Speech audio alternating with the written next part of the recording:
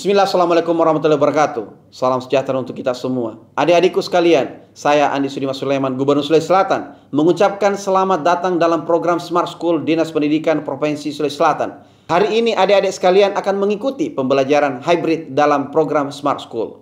Aplikasi Smart School adalah sebuah pendekatan dengan tetap mengedepankan sebuah pendidikan dengan digital approaching, untuk kemudian mengedepankan kualitas dan mutu pendidikan yang diterima siswa secara seragam di seluruh wilayah Sulawesi Selatan, termasuk di pelosok-pelosok. Program ini bukan hanya memberikan kepada adik-adik sekalian pengalaman belajar yang baru, namun juga memberikan fasilitas kebutuhan dengan fitur bermanfaat seperti rekaman video pembelajaran yang dapat diulang, trik-trik penyelesaian soal, ujian-ujian, serta sarana konsultasi pembelajaran dari guru-guru terbaik di Sulawesi Selatan. Sering-sering mengakses aplikasi Smart School melalui gawai yang adik-adik sekalian miliki di setiap kesempatan yang dimiliki. Untuk seluruh adik-adikku sekalian yang saya cintai, saya banggakan, selamat belajar dan semoga ilmu yang didapatkan bermanfaat untuk menambah pengetahuan pendidikan adik-adik sekalian. Salam kita pada salam. Assalamualaikum warahmatullahi wabarakatuh. Salam sejahtera untuk kita semua.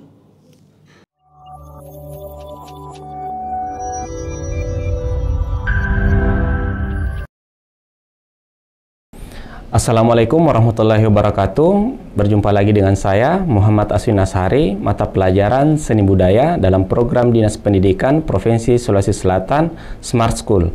Smart School berkarakter cerdas Ki.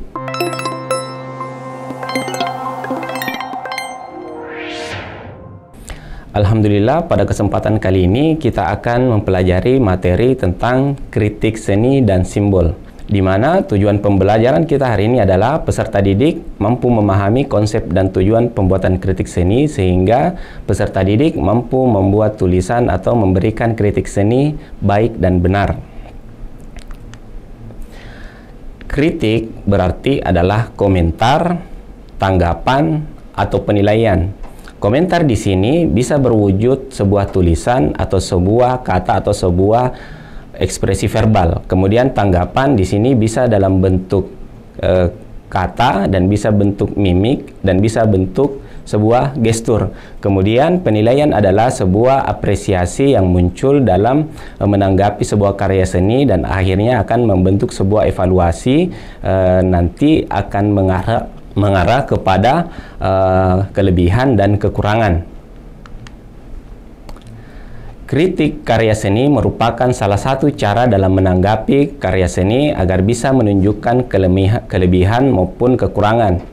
Di sini adalah bagaimana cara kita memandang atau melihat atau mengapresiasi sebuah karya seni yang pastinya ada kelebihan dan ada kekurangannya. Berarti di sini bagaimana caranya kita menanggapi, dan itu tergantung pada pengalaman dan pengetahuan kita dalam menilai aspek-aspek dalam sebuah karya seni. Selanjutnya, istilah kritik berasal dari bahasa Yunani yaitu krites, berarti seorang hakim. Krinein berarti berarti menghakimi. Kriterion diartikan sebagai dasar penghakiman, dan kritos berarti hakim kesenian. Kritikos berarti hakim kesenian. Hakim kesenian di sini kita merujuk kepada sebuah karya seni yang berada pada wilayah klasik Yunani, di mana seorang seniman adalah sebuah pekerjaan yang amat sangat dihargai, agung, dan sebuah pekerjaan yang sangat spesial. Contohnya seorang pelukis, dia adalah seorang pelukis, tetapi bukan hanya pelukis saja, tetapi dia juga seorang pematung, seorang sastrawan, dia juga bisa menjadi seorang dokter, dan bisa saja dia seorang filosof. Contohnya adalah Leonardo da Vinci. Selanjutnya, kritik seni adalah kegiatan mempelajari kelebihan serta kekurangan dari sebuah karya seni dengan memberikan alasan berdasarkan berbagai kajian dan analisa. Adapun kelebihan dan kekurangan tersebut digunakan untuk berbagai hal, terutama sebagai bahan dalam mengetahui kualitas sebuah karya. Berarti di sini kita akan menganalisa dan mengkaji sebuah karya seni, baik kekurangannya maupun kelebihannya, dan akan menjadi sebuah evaluasi bagi seorang pencipta seni atau seniman. Kritik seni adalah sebuah aktivitas yang membicarakan mengenai seni melalui proses analisis, interpretasi, dan evaluasi. Nanti kita akan menjelaskan prosesnya, karena kritik seni itu melalui beberapa tahapan atau beberapa proses.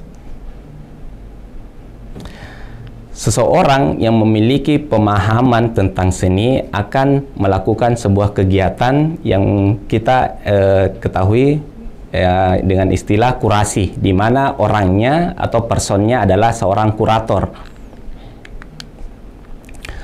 Kurator adalah seseorang yang memiliki kemampuan, pengalaman, pengetahuan dalam menilai sebuah karya seni.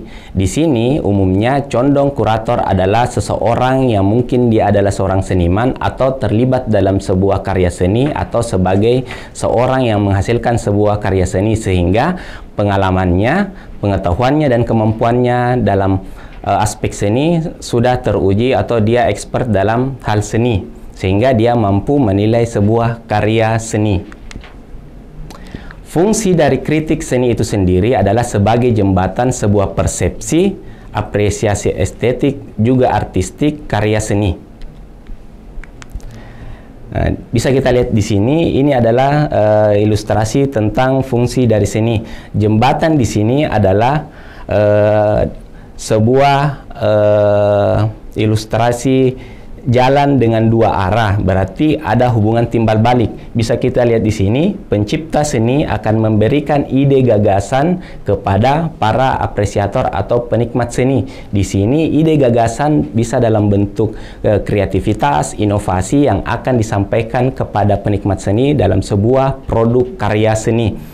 Setelah penikmat seni mendalami, kemudian melihat, merasakan semua objek-objek seni, otomatis penikmat seni akan memberikan sebuah apresiasi, di mana seorang penikmat seni di sini akan memberikan timbal balik kepada pencipta seni dalam bentuk apresiasi, baik itu kelebihannya maupun kekurangannya. Berarti kebutuhan dari pencipta seni setelah diapresiasi adalah apabila ada kekurangan berarti akan diperbaiki, apabila ada kelebihan berarti pencipta seni akan mengembangkan karya tersebut menjadi lebih baik.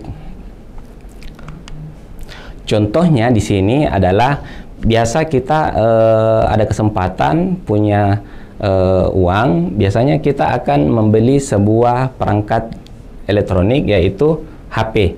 HP di sini umum kita ketahui bahwa menjadi sebuah kebutuhan primer untuk kita. Produk seni di sini adalah sebuah HP, kemudian penikmat di sini adalah seorang konsumen. Otomatis kita membutuhkan kritik seni atau apresiasi dari produk HP yang ingin kita beli atau ingin kita miliki. Kritik di sini bisa berbagai hal kita temukan. Contohnya adalah brosur, leaflet atau pamflet dari sebuah produk barang elektronik. Biasanya kita akan mendapatkan brosur, leaflet dan pamflet itu biasa ada di toko, biasa kita temui di jalan, atau bisa saja seorang SPG kita temui kemudian kita diberi brosur atau publikasi dari barang tersebut. Bisa saja kita juga akan mendapatkan kritik atau apresiasi atau ulasan tentang sebuah produk HP dari konten-konten YouTube yang biasa mengulas spesifikasi dari HP tersebut. Kemudian bisa juga kita googling, kemudian dari laman pencarian Google itu akan memberikan beberapa artikel-artikel tentang spesifikasi HP tersebut, mulai dari lebar layar, spesifikasi RAM, kemudian luas layar, kemudian chipset dari HP tersebut. Berarti di sini kita membutuhkan kritik seni untuk melihat kelebihan dan kekurangan sebuah produk, sehingga kita akan menentukan pilihan kita untuk memakai atau membeli barang elektronik berupa HP di sini. Contoh lain adalah sebuah kendaraan, entahkah dia mobil atau motor. Di sini contohnya adalah sebuah kendaraan. Di sini ada mobil bekas. Kemudian seorang bapak-bapak ingin membeli mobil tersebut. Apabila bapak-bapak tersebut itu tidak memiliki pengetahuan tentang kendaraan, berarti dia butuh seorang yang memiliki pemahaman tentang kendaraan, tentang mesin dan sebagainya. Identik dengan kendaraan tersebut adalah seorang sopir. Biasanya karena sopir dia sudah terlibat langsung dalam penggunaan kendaraan atau mobil, biasanya seorang bapak-bapak ini akan mencari seorang sopir, entah itu keluarganya, temannya, atau kenalan dekat. Kemudian dia akan bertanya kepada sang sopir tersebut, mobil apa yang bagus, atau spesifikasi mobil apa sekarang yang paling baru. Kemudian bagaimana caranya saya bisa melihat kendaraan yang memiliki kualitas yang bagus. Otomatis posisi dari sopir ini adalah seorang kurator. Dia memiliki pemahaman, pengetahuan, dan memiliki kecerdasan tertentu untuk menilai sebuah kendaraan baik secara fisik maupun secara mesin. Jadi fungsi dari sopir di sini adalah seorang kurator, di mana dia memiliki kemampuan kritik dan apresiasi dalam hal sebuah kendaraan. Berarti kritik di sini adalah memberikan sebuah informasi kepada seseorang, di sini adalah bapak-bapak, dalam menilai sebuah produk karya seni untuk digunakan atau untuk dibeli. Kemudian jenis kritik. Di sini ada beberapa jenis kritik, karena kritik di sini ada berbagai macam. Yang pertama adalah kritik jurnalistik. Kritik jurnalistik di sini adalah ditulis untuk pembaca media massa berupa pemberian informasi mengenai peristiwa-peristiwa seni. Umum kita jumpai adalah media massa itu contoh tabloid, majalah, koran, dan sebagainya secara fisik. Tetapi ada juga media jurnalistik yang berupa media digital. Contohnya adalah artikel-artikel yang biasa ada di Google, mungkin dia dalam bentuk berbayar atau tidak. Di mana kritik jurnalistik di sini adalah identik dengan wartawan, di mana wartawan adalah mencari berita dan menyuguhkan berita. Di mana ciri-ciri dari kritik jurnalistik adalah menggunakan bahasa baku atau sesuai dengan EYD. Kemudian apabila ada istilah asing, biasanya kritik jurnalistik itu atau dalam sebuah bahasa atau penulisan di bahasa jurnalistik menggunakan tulisan miring supaya menandakan bahwa menggunakan bahasa asing atau istilah asing. Selanjutnya adalah kritik pedagogik. Di sini adalah kegiatan pembinaan kritik yang dimaksudkan untuk mendewasakan pengalaman artistik dan pengetahuan estetis untuk para peserta didik. Berarti di sini bisa kita tahu bahwa kita membahas peserta didik, berarti di sini adalah kita membahas tentang TK, level TK, level SD, SMP, dan SMA. Di level-level ini sebuah pengalaman kritik pedagogik berbeda-beda. Contoh, pada masa TK biasa peserta didik itu diarahkan untuk mewarnai, sudah ada bentuk, kemudian dia mewarnainya. Selanjutnya tingkat SD biasa mengarahkan siswa untuk menggambar. SMP juga menggambar. Kemudian pada saat dia tingkat SMA atau setara biasa diarahkan untuk melukis. Berarti siswa di sini sudah diarahkan untuk berimajinasi. Jadi di sini kritik pedagogik adalah memberikan pemahaman tentang apa itu seni, cabang-cabang seni, bagaimana itu seni, cara pembuatannya seperti apa, tekniknya seperti apa, medianya, alat, bahan, dan prosesnya. Di sini kritik pedagogik memberikan sebuah pengalaman estetis kepada siswa, di mana seorang guru memberikan sebuah bentuk-bentuk seni, contoh-contoh seni atau benda-benda seni, kemudian menjelaskan bagaimana cara proses pembuatannya. Di mana ciri-ciri dari kritik pedagogik di sini adalah menggunakan bahasa baku. Kemudian hasil dari kritik tersebut biasa berada pada buku mata pelajaran seni, di mana di sini adalah acuan atau standar pengajaran bagi guru-guru untuk siswanya atau untuk peserta didik. Selanjutnya adalah kritik ilmiah, di mana kritik ilmiah di sini adalah kritik yang bersifat akademis dengan wawasan, pengetahuan, kemampuan, kepekaan tinggi untuk menilai dan menanggapi sebuah karya seni rupa. Di sini ciri-cirinya adalah tetap menggunakan bahasa baku, kemudian disampaikan oleh kurator atau seseorang yang memiliki kemampuan pemahaman yang bagus tentang produk-produk seni, kemudian digunakan oleh kolektor atau institusi. Kolektor di sini bisa saja dia adalah seorang kurator. Satu orang dia adalah kurator dan kolektor. Apabila dia terpisah, antara kolektor dan kurator, biasanya kolektor adalah seseorang yang memiliki dana atau biaya, yang biasa juga dia adalah seorang yang memiliki hobi mengumpulkan benda-benda seni. Kemudian bisa juga dia akan melakukan transaksi atau jual beli. Berarti di sini dia memiliki sebuah galeri. Kemudian bisa saja itu adalah sebuah bisnis, di mana kolektor itu akan menggunakan seorang kurator untuk melihat dan menilai sebuah produk karya seni, dan bisa saja hari ini dia beli, mungkin beberapa bulan atau tahun depan atau beberapa tahun ke depan bisa dijual dengan harga yang lebih mahal. Selanjutnya adalah digunakan oleh sebuah institusi. Institusi di sini bisa saja dia adalah institusi swasta, sebuah lembaga, sebuah kelompok, ataupun dia adalah institusi yang terikat oleh negara.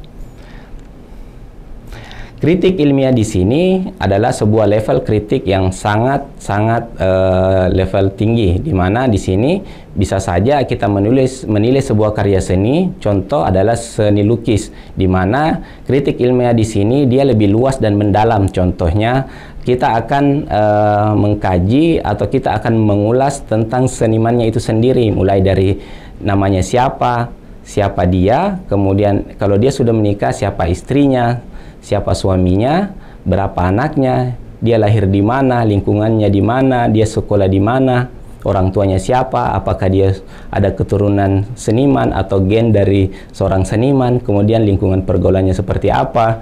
Jadi pembahasan kritik ilmiah di sini adalah luas dan mendalam. Selanjutnya adalah kritik populer. Kritik populer merupakan kritik seni yang ditujukan untuk konsumsi umum. Tanggapan yang disampaikan biasanya bersifat umum dan lebih kepada pengenalan atau publikasi sebuah karya, di mana ciri-cirinya menggunakan bahasa tidak baku, biasa digunakan dalam bersosial media. Berarti di sini kritik populer merupakan sebuah kritik yang umum terjadi pada kolom komentar sosial media, entah itu Facebook, Twitter, Instagram, dan lain-lain. Di sini adalah sebuah kritik yang umum, berarti tidak ada standar yang diterapkan. Sesuai dengan isi kepala yang memberikan kritik, itulah yang terjadi. Baik dia mendukung atau dia menghujat, mencela, biasanya di sini kita istilahkan dengan kata netizen. Di mana netizen itu terbagi dua, ada yang haters, dia mencari kesalahan atau ketidaksukaan, kemudian dia adalah seorang fans atau seseorang yang sangat suka atau cinta dengan produk-produk atau dia suka dengan personalnya. Kemudian tahapan penulisan kritik seni. Yang pertama adalah deskripsi. Tahapan pertama adalah deskripsi yang berupa menemukan, mencatat, dan mendeskripsikan segala sesuatu yang dilihat secara apa adanya oleh mata. Berarti di sini kita tidak menghayal. Di sini kita akan menulis dan menjelaskan apa yang terlihat oleh mata, mulai dari bentuknya sesuai dengan apa yang kita lihat. Kemudian kita akan masuk ke tahapan kedua, yaitu analisis formal. Analisis formal di sini berupa menelusuri sebuah karya seni rupa berdasarkan pada struktur formal atau unsur-unsur pembentuknya. Struktur formal di sini dalam bidang seni rupa itu adalah unsur-unsur mulai dari titik, garis, bidang, tekstur, warna, dan gelap terangnya. Sedangkan prinsip-prinsip seninya adalah keselarasan, keseimbangan, anatomi, proporsi, dan sebagainya. Berarti di sini kita sudah memberikan analisis formal, di mana tahapan kedua di sini kita akan memberikan tanggapan penilaian dari struktur formal yang sudah kita ketahui sebelumnya, di mana di sini kita akan susun mulai dari unsur sampai prinsip-prinsipnya. Selanjutnya adalah tahap interpretasi. Interpretasi di sini adalah tahap ketiga, di mana berupa penafsiran makna. Ada pada sebuah karya seni rupa meliputi tema yang ditonjolkan, simbol yang dihadirkan, dan masalah-masalah lain. Berarti di sini kita akan menarik sebuah tujuan, menarik sebuah makna, arti dari sebuah karya yang berasal dari unsur-unsur dan prinsip-prinsip yang kita sudah lihat dengan cara menganalisis formal yang diawali dari sebuah deskripsi. Selanjutnya adalah evaluasi. Evaluasi di sini adalah tahapan terakhir di mana evaluasi atau penilaian yang berupa menentukan kualitas dari suatu karya seni yang biasanya kita akan bandingkan dengan karya-karya yang lain yang sejenis atau mirip. Evaluasi di sini merupakan tahapan menilai sebuah karya seni, di mana di sini sudah ada judge atau penilaian yang berada pada ranah kata bagus, kurang bagus, elegan, cantik, atau kekurangannya pun bisa kita nilai. Di mana ini kekurangannya di sini, kekurangannya di sini, kurang bagus di sini dan di sini. Jadi evaluasi di sini adalah goal atau hasil dari menganalisa atau mengkaji dari sebuah karya seni. Kemudian kita akan beralih pada simbol. Simbol itu sendiri pasti kita tahu bahwa simbol ada sebuah tanda atau lambang. Kata simbol berasal dari bahasa Yunani yaitu simbolos yang berarti tanda atau lebih tepatnya tanda yang bisa menjelaskan sesuatu.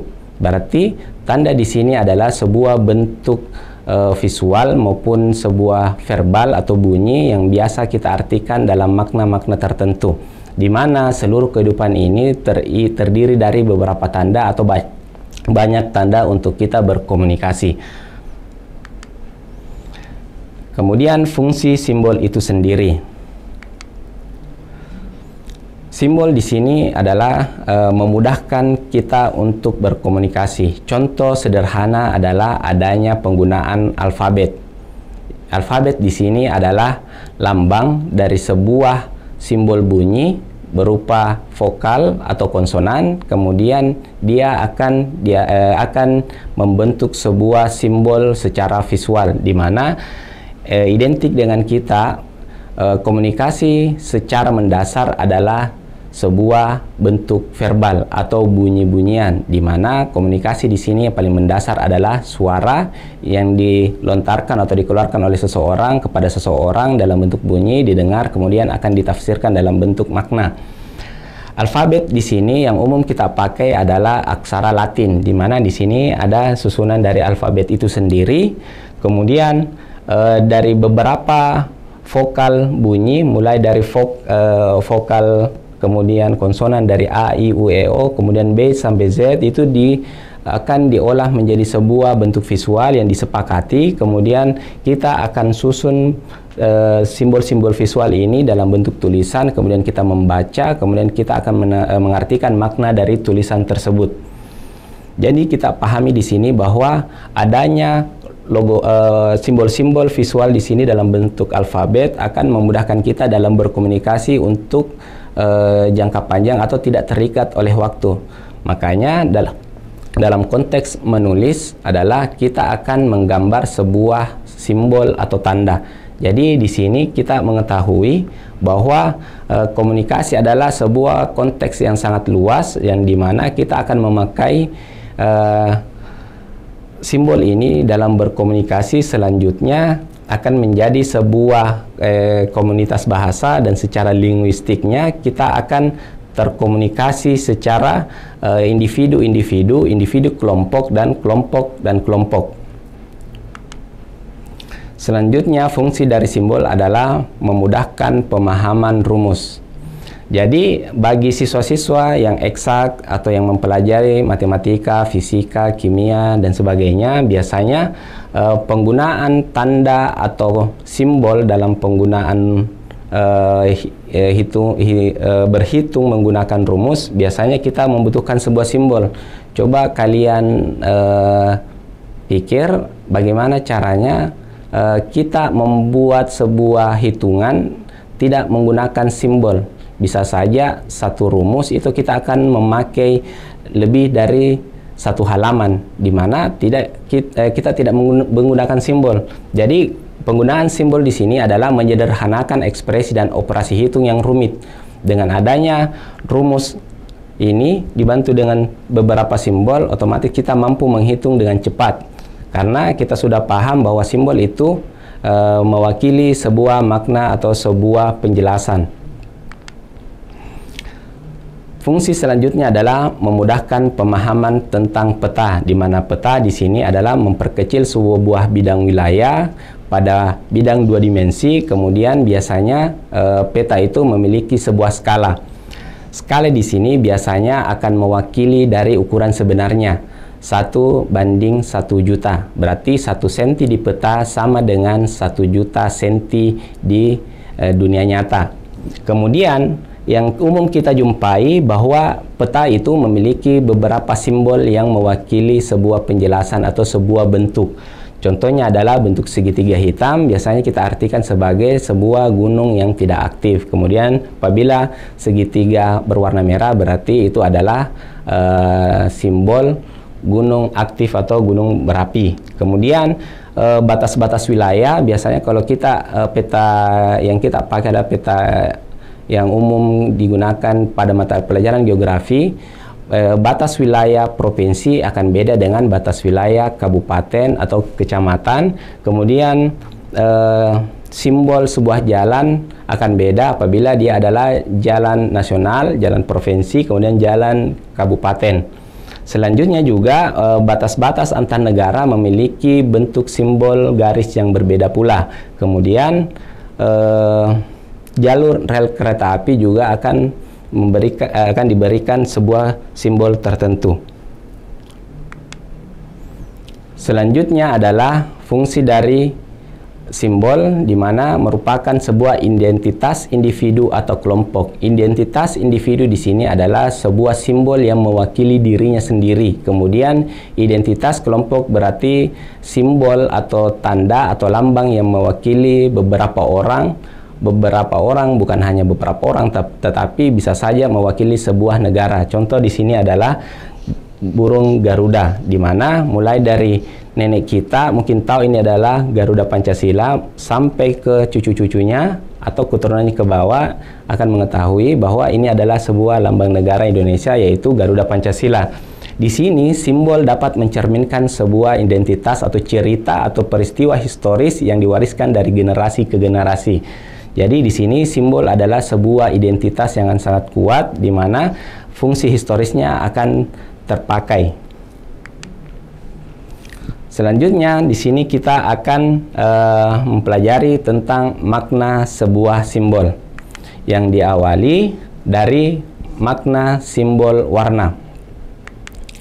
Yang pertama kita pelajari adalah warna hitam.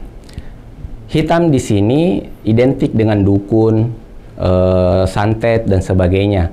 Di sini makna atau kesan yang ditimbulkan oleh warna hitam adalah seram, mistis, misterius, kegelapan, tidak terukur dan tidak terhingga. Kegelapan di sini berarti tidak ada cahaya, yang dimana penampakan dari ketidakadaan cahaya adalah gelap atau hitam. Kemudian tidak terukur bisa saja kita tafsirkan sebagai warna langit pada saat malam hari, kemudian yang memberikan warna cuma bintang. Kemudian apabila kita menarik garis atau kita melihat ke atas, ketinggian dari langit tersebut tidak bisa kita ukur atau tidak terhingga. Contohnya saja adalah kedalaman laut, di mana air laut yang ada di tepi pantai biasanya adalah warna bening, kemudian menjadi warna biru semakin dalam, biru muda, kemudian biru lebih gelap semakin dalam, kemudian dia akan menjadi warna hitam apabila dia semakin dalam atau dalamnya tidak terukur. Selanjutnya adalah warna putih, di mana warna putih ini memberikan makna atau lambang kesucian, bersih, steril, bebas, dan terbuka. Biasanya produk-produk yang menggunakan warna putih umum kita jumpai di alat-alat kesehatan, benda-benda kesehatan yang umumnya kita temui di rumah sakit atau wilayah apotik, klinik dan sebagainya. Di mana apabila benda tersebut tidak putih atau memiliki noda, pastinya kita akan melihat dan menilai bahwa itu tidak bersih lagi atau tidak steril lagi. Selanjutnya adalah warna merah. Warna merah di sini adalah warna yang melambangkan sifat hangat atau panas, di mana dia menyimbolkan api, berani, semangat, gairah dan kekerasan. Biasanya dalam bentuk-bentuk simbol pasti ada efek psikologis, di mana apabila kita melihat warna merah, contohnya orang yang memakai pakaian merah di bawah terik matahari, kita akan merasa hangat secara psikologis. Kemudian apabila kita melihat warna merah di bawah terik matahari, seseorang memakai baju merah di terik matahari, dia yang kena terik matahari, kita yang merasa kepanasan atau kita yang gerah karena efek psikologis dari sebuah simbol warna. Selanjutnya adalah warna biru, di mana warna biru itu memberikan kesan atau makna tenang, konsentrasi, profesional, kepercayaan, dan melankolis. Makna tenang di sini itu bisa kita pahami, di mana penerapannya biasa digunakan warna biru pada kantor-kantor, sebuah kelas, atau sebuah ruangan-ruangan yang membutuhkan perasaan tenang, biasanya di kantor, di mana kita membutuhkan sebuah suasana yang tenang, kemudian kita mampu berkonsentrasi dalam bekerja sehingga kita menjadi pekerja yang profesional.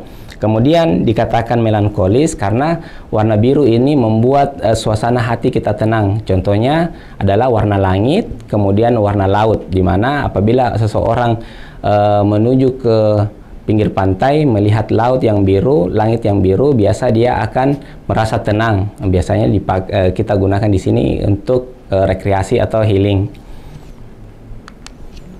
Selanjutnya adalah warna kuning, di mana warna kuning ini juga termasuk dalam warna hangat, di mana makna atau arti dari warna kuning adalah optimis, semangat, ceria, bahagia, dan mencolok.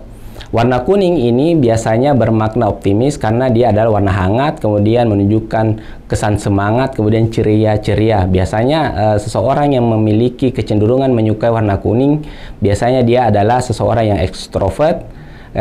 Dia suka bergaul, tidak suka menyendiri, kemudian dia suka suasana keramaian, kemudian dia gampang untuk bahagia, tidak gampang untuk sedih. Sebaliknya warna biru tadi itu biasa dipakai atau memiliki makna bagi orang yang introvert, tidak suka bergaul atau kurang bergaul, atau dia lebih suka suasana sunyi, keheningan untuk bisa menikmati suasana.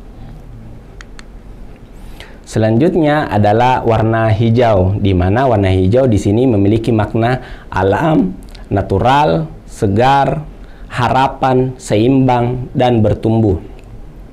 Di mana penerapan warna hijau ini biasa digunakan pada tempat-tempat ibadah, contohnya adalah masjid, di mana masjid adalah tempat kita berdoa. Kita berdoa, kita bersimpuh, kemudian kita memanjatkan doa, yang berarti itu adalah sebuah harapan, di mana dalam kondisi kita beribadah pastinya kita butuh suasana yang seimbang. Kemudian logo dari warna hijau itu sendiri adalah bertumbuh, di mana bertumbuh di sini adalah mengarah kepada hal yang positif atau hal yang lebih baik. Selanjutnya adalah warna coklat, di mana warna coklat ini identik dengan warna tanah atau warna bumi. Kemudian makna dari warna coklat di sini adalah kehangatan, aman, nyaman, kuat, dan kokoh, di mana pastinya kita tahu bahwa tanah adalah sebuah bentuk yang kokoh, kemudian sebagai tempat tumbuhnya sebuah pohon, di mana pohon juga umum berwarna coklat, di mana dia akarnya menghujam ke tanah, batangnya dia akan kokoh mengarah ke langit, sehingga dia kesannya kokoh dan kuat. Selanjutnya adalah warna orange. Warna orange di sini adalah percampuran antara warna merah dan kuning, di mana dia juga masuk ke dalam golongan warna hangat. Kemudian dia memiliki kesan atau makna hangat, semangat, petualangan, percaya diri, dan ketenangan. Ketenangan di sini bisa saja kita lihat dari gambar ini. Ini adalah panorama atau suasana sunset di pinggir pantai. Warna biru dari laut itu sudah tidak terlihat lagi, kemudian warna biru dari langit itu sendiri sudah tidak terlihat lagi. Yang kelihatan cuma adalah bias warna kuning, hitam, dan orange. Kemudian apabila kita melihat pemandangan ini, otomatis kita akan merasa tenang, damai. Kemudian biasanya sunset ini biasanya orang gunakan sebagai sebuah ilustrasi ketenangan atau sendiri, menyendiri, dan sebagainya. Selanjutnya adalah warna pink, percampuran antara warna merah dan putih. Kemudian kesan atau makna dari warna pink ini adalah lemah, manja, feminim, dan romantis, di mana warna pink ini identik dengan warna perempuan, umum disukai oleh kaum perempuan, di mana kesan dari pink itu adalah lemah karena kita mengarah kepada kata feminim. Feminim itu adalah sebuah sifat atau karakter dari seorang perempuan, berbanding terbalik dengan laki-laki di mana sifatnya adalah maskulin. Kemudian romantis. Nah, di sini kita tahu bahwa ranah wilayah perempuan suka hal-hal yang romantis. Kemudian warna ungu. Warna ungu di sini adalah pencampuran antara warna merah dan biru, di mana makna atau kesan dari warna ungu adalah yang pertama spiritual, imajinasi, royal, dan mewah.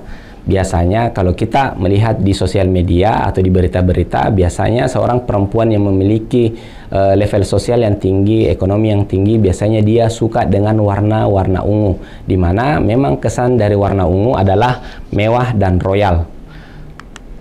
Selanjutnya adalah warna emas. Warna emas di sini adalah bukan dari bendanya yang emas, tetapi warna yang emas. Di mana warna emas di sini apabila digunakan dalam bentuk sebuah produk pakaian atau benda, biasanya dia akan menimbulkan kesan berwibawa, kebijaksanaan, kemewahan, dan karisma. Bukan saja dalam bentuk pakaian atau sebuah produk yang lain, menggunakan emas saja dalam bentuk gelang, cincin, kalung, anting, dan sebagainya digunakan oleh para wanita, biasanya akan menimbulkan kesan mewah dan condong digunakan pada kegiatan-kegiatan yang mengarah pada kondisi ramai atau banyak orang. Biasanya perempuan itu akan menggunakan emas yang akan menimbulkan kesan level sosial yang berbeda, di mana penggunaan emas di sini berarti menaikkan level sosial atau derajatnya mereka, yang memberikan kesan kemewahan dan lebih berkarisma. Selanjutnya adalah warna perak atau warna silver, di mana kesan dari penggunaan warna silver di sini adalah inovatif, kreatif, tidak terbatas, dan mimpi. Selanjutnya kita akan beralih kepada makna dari sebuah simbol geometris. Geometris berarti mulai dari titik, garis, dan bidang. Selanjutnya kita akan mempelajari tentang arti sebuah garis. Ya, kita mulai dari garis horizontal. Garis horizontal adalah garis lurus yang menimbulkan kesan tenang, relaksasi, diam atau statis, dan kesan melebar. Jadi garis yang berbentuk horizontal di sini memberikan ketenangan karena dia datar atau dia kesannya adalah tertidur. Kemudian relaksasi, kemudian dia statis atau diam. Kemudian dan kesan melebar. Apabila garis horizontal ini diperpanjang, berarti suasana atau kesan yang ditimbulkan adalah melebar. Selanjutnya adalah garis vertikal. Garis vertikal adalah garis lurus yang menimbulkan kesan stabil, kekuatan, dan kemegahan. Jadi berbanding terbalik dengan garis horizontal. Garis vertikal di sini dia memberikan kesan menjulang ke atas, kemudian dia megah dan memberikan kesan kuat dan kokoh karena dia berbentuk dia berposisi vertikal atau dari bawah ke atas. Selanjutnya adalah garis lengkung, di mana garis lengkung ini adalah garis yang menimbulkan kesan keanggunan, halus, luas, dan tidak pasti. Di mana garis lengkung di sini biasa digunakan dalam desain-desain yang lebih familiar, tidak tegas, kemudian dia lebih condong kepada hal yang tidak pasti atau tidak terukur. Selanjutnya adalah garis diagonal, di mana garis ini menimbulkan kesan tidak stabil, bergerak, dinamis, atau adanya gerakan. Dikatakan tidak stabil karena dia tidak vertikal lagi, dia miring, berarti dia adalah sebuah simbol bergerak karena dia tidak vertikal lagi. Selanjutnya adalah garis zigzag yang menimbulkan kesan gairah, semangat, dinamika, dan gerakan cepat. Biasa kita lihat garis zigzag ini dipakai pada logo PLN. di mana dia adalah simbol petir, di mana petir ya berarti kecepatan cahaya. Bisa kita lihat dari simbol petir itu, dia memberikan kesan bergerak atau gerakan yang cepat atau kesan yang bergairah.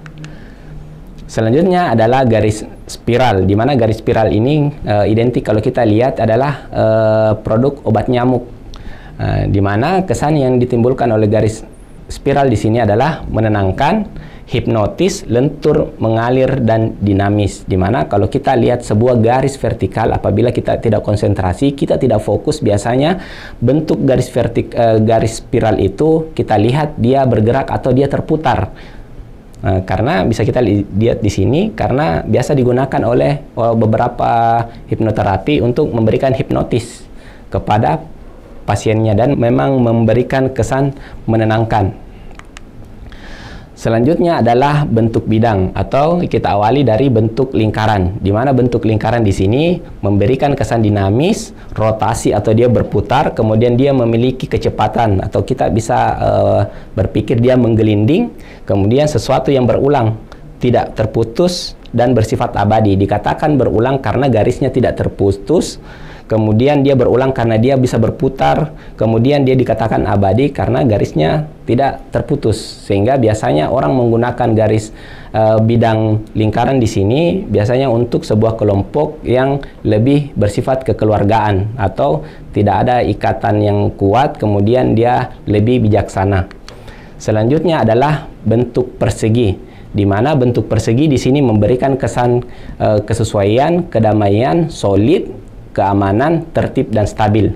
Di mana penggunaan bentuk persegi di sini biasa digunakan untuk kelompok-kelompok yang memiliki aturan yang jelas. Kemudian apabila ada pelanggaran berarti ada sanksi. Selanjutnya adalah bentuk segitiga. Bentuk segitiga di sini memberikan kesan perkembangan karena dia berbentuk segitiga mengarah ke atas, kemudian dia maskulin, sifat dari laki-laki. Kemudian kepercayaan yang biasa, di mana orang Nasrani, berkepercayaan Nasrani, dia menyimbolkan segitiga itu sebagai trinitas. Kemudian ketegaran, stabilitas, dan menembus batas. Dikatakan stabil karena dia berbentuk segitiga, tidak gampang untuk jatuh. Selanjutnya adalah bagaimana kita beretika dalam bermedia sosial, di mana yang kita pelajari tadi adalah kritik populer, di mana kita menjadi seorang netizen, kemudian kita memberikan komentar dalam kolom komentar di sosial media, otomatis kita harus hati-hati dalam bermedia sosial. Yang pertama, kita ada berbahasa yang baik dan benar, di mana di sini jangan sampai kita menyinggung perasaan orang lain atau adanya ketidakpahaman atau kesalahpahaman dalam menyampaikan informasi. Selanjutnya adalah menghindari sara, pornografi, dan aksi kekerasan, di mana di sini kita sudah tahu bahwa ada undang-undang ITE yang mengaturnya. Selanjutnya adalah cross-check kebenaran berita. Berarti kita di sini waspada menyebarkan berita. Kita harus mengetahui sumber dari informasi tersebut, meng-cross-check, memberikan konfirmasi, kemudian kita menyebarkan berita tersebut. Karena biasanya ada berita yang tidak benar yang biasa diistilahkan dengan hoax. Selanjutnya adalah menghargai karya orang lain, di mana kita meneruskan informasi atau meneruskan sebuah video atau gambar, kita harus memberikan keterangan siapa atau pihak mana yang mendesain atau menciptakan karya tersebut, sehingga kita tidak berada pada ranah plagiatisme. Selanjutnya adalah membatasi informasi pribadi, di mana konsumsi dalam kondisi bermedia sosial jangan mudah untuk menayangkan atau menampilkan kehidupan pribadi, karena biasanya seseorang itu memiliki beberapa orang memiliki kesempatan untuk melakukan tindak kejahatan kepada kita. Selanjutnya adalah kita harus sering-sering mengupdate fitur keamanan gawai atau perangkat elektronik yang kita gunakan, sehingga kita aman dari peretasan data pribadi. Selanjutnya adalah berpikir sebelum melakukan. Kita selalu mempertimbangkan efek dari penyebaran informasi yang kita akan sebar. Selanjutnya adalah mengetahui syarat dan ketentuan, di mana di sini biasanya sebuah aplikasi, sebuah web ada syarat dan ketentuan, di mana di sini kita harus hati-hati dalam mengupload sebuah identitas, baik itu dalam sebuah gambar dan sebagainya. Selanjutnya adalah Undang-Undang ITE nomor 19 tahun 2016. Yang pertama adalah tentang kesusilaan, perjudian, penghinaan, dan pemerasan. Selanjutnya adalah berita bohong atau hoax, kemudian ujaran kebencian. Selanjutnya adalah pengancaman. Selanjutnya adalah akses ilegal. Selanjutnya adalah pencurian data elektronik dan peretasan sistem data elektronik. Ya, sekian dari saya, semoga apa yang kita pelajari pada hari ini bermanfaat, kemudian kita bisa memberikan kritik atau penilaian terhadap sebuah produk karya seni atau yang lain, di mana kita harus berhati-hati dalam menyampaikan sebuah kritik atau bagaimana cara kita berkomentar dengan baik dan benar. Saya tutup dengan ucapan Alhamdulillah. Assalamualaikum warahmatullahi wabarakatuh.